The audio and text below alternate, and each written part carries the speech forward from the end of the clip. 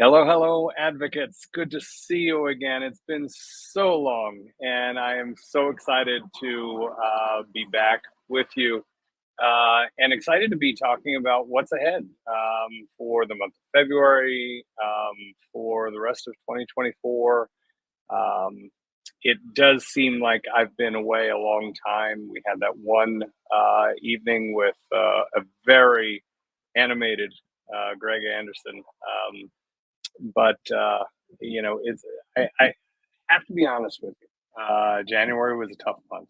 Uh, I'll get to that in a second, but before I do, I want to welcome everybody back. I especially want to welcome two members of the advocates that I had a chance to meet in person. Some of you saw online on in the community page that I went to the breakfast company in the landings in Sarasota and got to sit down with Paul, juror one, and enjoy a great meal, get to know him a little bit, and find out a little bit more about him than we knew from just his identity as juror number one. Um, he's a fascinating guy. You know, we all know that he is retired law enforcement. He spent about 13 years in Hialeah, which is a community in the greater Miami area. Happens to be the community adjacent to where I spent my high school, college, and med school years. It turns out that Paul and I went to the same high school in a different community of Miami. And his brother was a year ahead of me in school, and Paul was several years behind me. It turns out that we have mutual friends who grew up in Hialeah, and it turns out that one of my running buddies ended up being on the Hialeah PD force with Paul. So it was really nice to catch up with him, to hear about who he was, who he is, and what made him who he is. And we talked a little bit about the trial, but candidly, we tried not to talk too much about it. But I know that both he and his lovely wife Yoli are looking forward to being guests on the show, and we will have them on in February. Just trying to figure out the logistics for that. I also want to give a shout out to Crystal K. Crystal K is a paralegal in Sarasota, and how in the world she spotted me and the fabulous Triple G. Um, we were in traffic. Patty and I were in traffic heading to the family service for my brother-in-law who passed away suddenly, and sitting in a traffic jam. And I noticed the car next to us on the passenger side was trying to get our attention. And I thought, I wonder if we have a flat tire or something like that. But sure enough, Patty put down her window, and Crystal K recognized, said, "Are you Dr. Goodhair?" We believe it or not, traffic was bad enough that we actually ended up having a pretty nice, short but nice conversation. And I'm really excited for her, and I'm pulling for her, and as she continues to work to become an attorney. And part of it, I suspect, she had sent me a message earlier through the comments, telling me that she was a paralegal hopefully heading for law school. And I think that the law tube environment and following crimes and watching lawyers on these channels has really challenged her and inspired her to take her profession to the next level. So, Crystal K, it was great to meet you, and I'm really excited to follow your path, and I look forward to hopefully being invited to when you become a member of the Florida Bar, because I know you can do it. Um, so wanted to say hello to those two, and I always look forward to meeting members of the advocates, members of this community. just because I think the world of y'all. And anyway, just wanted to address that up front. And let me kind of address I have to tell you, January 2024 was a bear. Um, I have my Ronald Reagan calendar here, and I am quite happy to be tearing off the January and turn the page to February. January was tough, guys, and I apologize for um, being away so long, but other things had other ideas for my availability. As you're aware, I started out with the flu, had that for several days. I got over it and felt well enough to take Christian back to school and moved him back into the dorms. That was great. I put my daughter on the plane back to her university a couple of days later, but also developed maybe the worst case of bronchitis I've ever had. And I just saw an article in one of the medical wrap up magazines that the head of infectious diseases, I want to say it was at Cleveland Clinic, described 2024 as the year of the chronic cough. And that's what plagued me. I would say that the cough is 98% gone, but still feel the chest congestion and blah, blah, blah. And then once those started to fade away, we had the sudden and tragic loss of my brother-in-law. Um, Young man, healthy man, power walked and or ran virtually every day. Super fitness focused, ate a very healthy diet, and had a very sudden passing. It was a shock to all of us. None more so than to his amazing three kids. Now his kids are hardly babies. The youngest is in college. Um, the middle child is about to graduate from medical school, and the oldest child just graduated from law school. And of course, instead of practicing law, he opened up a breakfast place with his mom and his aunt.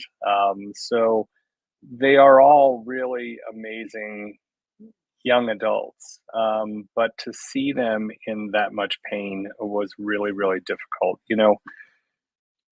Funerals and celebrations of life. I appreciate that we try to focus on the positives and we try to think about all the good things in the that we've experienced with that person in our lives together. But they are inherently sad. Um, and it was really, really difficult to see how profoundly sad the three children were, young adult children were. They all kind of reverted back at certain moments to being 5, 7, 10-year-old kids who wanted their dad. And it's a little bit like I thought about what Nick Whitney said in his numbers wrap up of the closing argument, where he talked about, how much money would you give to have one more day with your deceased parent? And I know that there's not enough zeros on the planet for those kids. They would do everything to have another day with their dad. It was remarkable to see how the family and friends stepped up. Um, you know, my life is very much my big fat Greek wedding. I'm from a big Irish Catholic family. There was always a house full, and but we're buttoned up compared to Triple G's family. I mean, they are truly a gregarious bunch. at the Greek festivals, you can buy T-shirts, and it says, "I'm not loud, I'm Greek." But it's times like this past couple of weeks where you see the beauty and the value of that big fat Greek family pulling together. There was never any question they were going to be there for one another, and the friends that virtually came out of the woodwork, friends and family that flew in from all corners of the country, some from outside of the country, to be there, to provide comfort, to tell a story that brought a smile to a face that wasn't smiling a lot since the tragic news. So I just want to say thanks to everyone who shared their prayers, their kind words, their very comforting thoughts with me, and I shared those with the family. Again, this community is nothing short of amazing. I appreciate my brothers and sisters who stepped up and were also there for me and for the rest of the family. Um, they say it takes a village, and I'll tell you, never prouder of the village than at moments like that when they're really needed. It's amazing to see how many of us can still step up, be a little uncomfortable, but will do what we can to take care of others. And that's what I really love about this community. Um, we are here for one another, and that's really become our mantra. Take care of yourselves so that you can take care of others. And I'm really proud of the family and the community that came together to support our families, and especially the kids during a very, very challenging last 2 weeks. You know, um, the celebration of life was that was more like the Irish wake, like I'm used to. It was people telling stories. It was people. It was there were literally 1,000 photographs of Nick, um, and they weren't all serious, and they weren't all flattering. He was a funny guy with a very comical face, and those pictures captured a lot of who he was. And there were some great stories going around the room. His mom was there, and Naomi was amazing. Some of the stories that she was telling about young Nikki, it was great. But I will also tell you that the highlight for me was seeing and hearing the three kids, the 20 something lawyer, the 20 something almost doctor, the almost 20-year-old college student. They got up under very, very tough situations. They showed strength, they showed poise, um, they were positive, they were articulate, and they gave some of the most touching testimonies about their late dad. Um, and of course, nobody knows a parent like the child does, right? And so the stories they were sharing, the insights they were sharing, they were from those unique perspectives. But I have to tell you that watching these kids be so strong and be so articulate and deliver under pressure, um, it gives me hope. Just like watching Maya provide testimony during the trial. And as I've shared with this group before, she showed strength, she showed poise, she showed tenacity. And I felt like Maya's testimony gave me a glimpse of who Beata was. And I feel like the kids showed a similar strength of character, and it gives me hope for the future. I mean, let's face it, theirs is the generation that will take care of us as we get older. Am I right? So, every generation always cracks on the youngest generation because we had it so much harder. Their life is so easy. We used to walk barefoot to school, uphill both directions, grizzly bears, blizzards, the whole nine yards. And today's kids are considered to be soft, just like all you know newest generations, right? But I've seen strength in those four young adults, um, Maya and my nieces and nephew, that really gives me hope that there's some really great young adults and kids out there that will do a great job moving us to a better place, leaving their world not as beautiful but more beautiful than we will leave it to them. So, before I move on to kind of talking about what's next, I just want to close this part of it by asking you, begging you, encouraging you to kiss your spouse, hug and kiss your partner, hug and kiss your kids. Um, Put grudges behind. Um, Life is very very short, and sometimes it's a lot shorter than we can ever imagine. You know, tomorrow is just promised, not guaranteed. You know, Kenny Chesney is one of my favorite artists, and there's a great line in his song "Here and Now." It says, "Why do you think we call the present the present? It's because there ain't no better gift than here and now." So don't miss the opportunity to say "I love you." Don't miss the opportunity to let somebody know that you're thinking about them.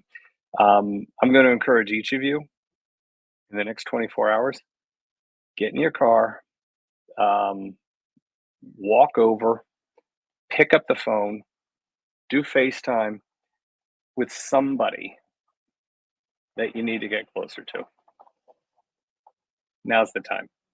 But again, thank you for all of your prayers, all of your kind words, all of your positive thoughts, and most of all of your patience, giving me time to get through all the challenges that I've had.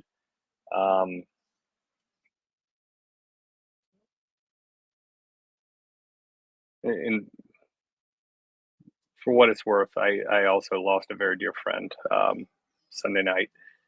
Um, he lost a 5-year battle with cancer. He was my right hand. Sorry for sounding misogynist, but he was the one of the two most trusted people that helped me be successful in managing all of those hospitals out in California and Nevada. He was a brilliant man. He was a humble man. He made me a better man, um, and he will be missed. He is missed. Leaves behind again a beautiful family, and he was not an old guy. Um, but like I said, January is out of the calendar now. We are on to February. So please hug your loved ones. Go connect with somebody in the next 24 hours that you haven't connected with enough lately.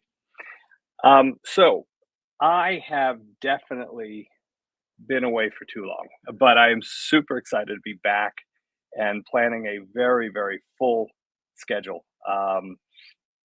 So again, we can flex, but what I'm trying to deliver to you will be at least two live streams each month, each week, on Mondays at 6 p.m. Eastern and on Thursdays 6 p.m. Eastern. Now, we may move that around based on availability, based on what's happening. Um, and so, but that's going to be what I'm trying to deliver to you. And I want to honor that commitment and bring you content that is meaningful and helpful, um, and hopefully a little entertaining too. Um, I will kick things off just like we did when we started live streaming in the first place back in December. I'll be starting off February with a conversation with Nick Whitney, um, attorney for Maya, Greg's second chair. Um, and Nick is going to come and kind of bring us up to speed with everything that's been happening behind the scenes since the end of the trial. Obviously, we had we had all those motions for a new trial, et cetera, juror misconduct. We had those motions heard.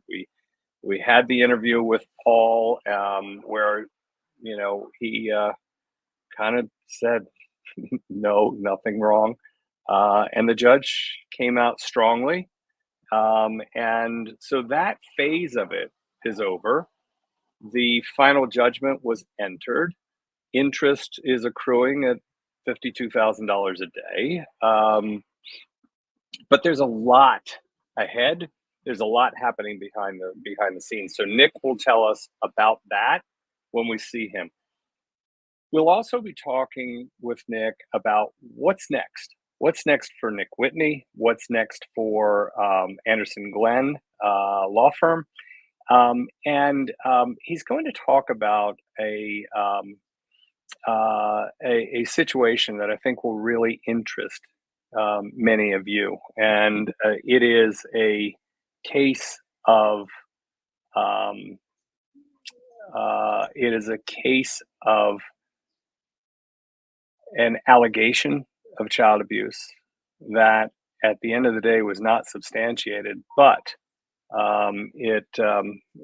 it included sending the accused to prison for many years. So um, I will be I will likely be talking with her in February as well. But Nick will kind of give us some background on how he became aware, and how we will become involved um, in um, in learning more about that case, and maybe choosing to do something about it and support and help. On Thursday next week, I believe that's the 8th. So Nick is Monday the 5th at 6 o'clock. On Thursday the 8th, I'll be interviewing a very, very dear friend of mine. Fred Nice is an RN, has spent most of the last 15, 20 years not only being a volunteer firefighter, because that's how he lives his life. He lives his life the right way. But he has also been on the business side of nursing leadership in a lot of very different roles, including as a consultant. And that's when he and I work together.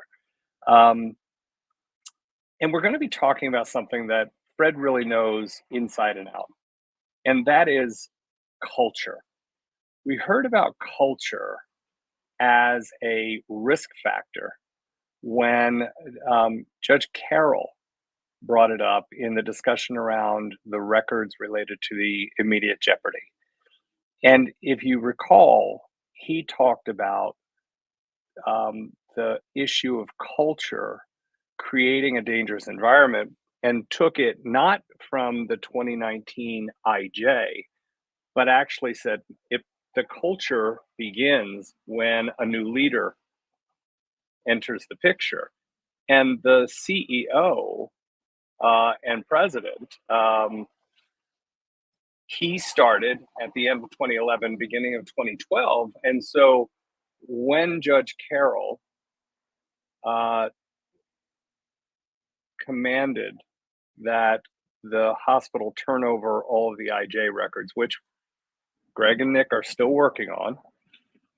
Um, he wanted everything with a scintilla of odor back to 2012 because that's when the initial foundation was put in place for the culture, which the interim CEO in 2019 characterized as being a culture of retribution and retaliation.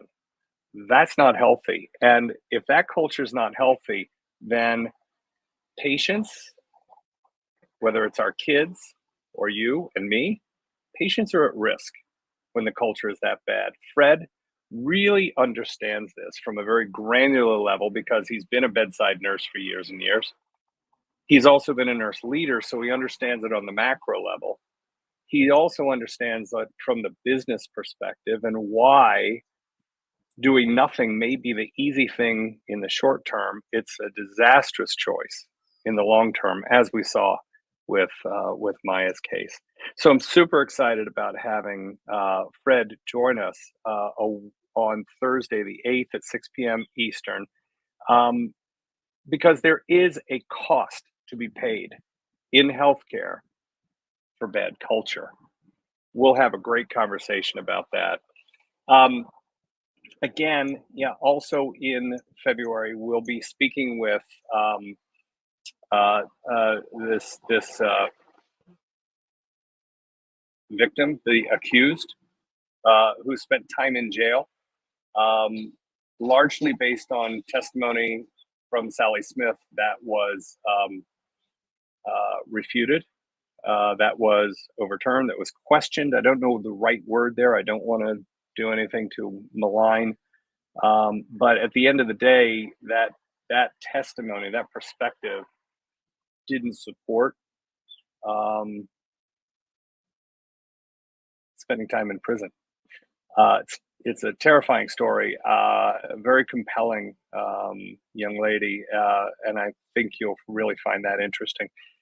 We also are setting up a conversation with one of the youngest advocates who has really kind of taken a hold of her relationship with an orthopedic surgeon. And although she's only 14 years old, she is calling the shots in how her surgical care is being thought through and planned. Um, not so much her mom, who I would think would be really kind of the primary actor, but no, this young lady has stepped up and she's owning it. And she said that she has learned to be an advocate by sharing in this community. So there's a really, really cool story to tell there. Of course, again, planning on bringing on when they're ready, Jack Kowalski, the Kowalski family, bringing on Paul and Yoli, juror one and Hippo Lover, and maybe other jurors and alternates as well. So that's just in February. It's going to be a very powerful month. And so again, I just wanted to give you a preview of what starts on Monday. And again, should be a Monday, Thursday going forward. Some flexibility in there for sure. Can we do more than two a week? For sure. But I'm promising you that I intend to deliver live streams to you twice a week. I hope that we can hit content that's meaningful and interesting and entertaining on some level to each of you. And I'm super excited to be back. Super excited to be back and healthy. Yay! Yay! So with that, listen. Oh, and I also want to say thank you. Uh, I don't know what her screen name is, but there is a member of the community, an advocate in the community named Sally, and she is an incredible graphic artist. She did this mock up in the logo at the top, the Dr. Goodhair and Dr. Joe logos. She has done several of the memes that have made it onto various live streams, and And she has a wicked, wicked, wicked sense of humor, but she's also immensely talented as a graphic artist. And Sally has been super helpful, helping me redesign the thumbnails and what have you. So, just wanted to say thank you to Sally for all of the help that you have given me and continue to give me, as well as to the moderators, particularly Gothic Brina and Jules, but also Judy Lynn. Um, and Oh, dang it, dang it. I'm blanking on your name. I'm so sorry. But thank you to the mods for all that you do. And thanks to each of the advocates. Thanks for members of the community again for all the kindness that you share with me over the last several weeks, but really with the broader community. We are building something really special here that you don't find on a lot of YouTube channels. I would like to. We're almost to 11,000 subscribers. So if you are if you're not a subscriber, please consider subscribing. If you like the content, please hit the like button. I would love for you to share what we're doing here with others. Help me get to 11,000 in the next couple of episodes, and keep the comments coming because I am reading every single one and using it as a barometer for delivering the content that you really want. So again, thanks very much for giving me a little bit of time today. I look forward to seeing you on a live stream on Monday with Nick Whitney, on Thursday with Fred Nice, and continuing our conversation, continuing our growth as a community of advocates. And again, tear off January. We're in February. We're putting January in our rear view. Let's keep moving forward. And please, let's make sure that we take care of ourselves so that we can take care of others. Thank you so much for all that you do. And I'll see you Monday night.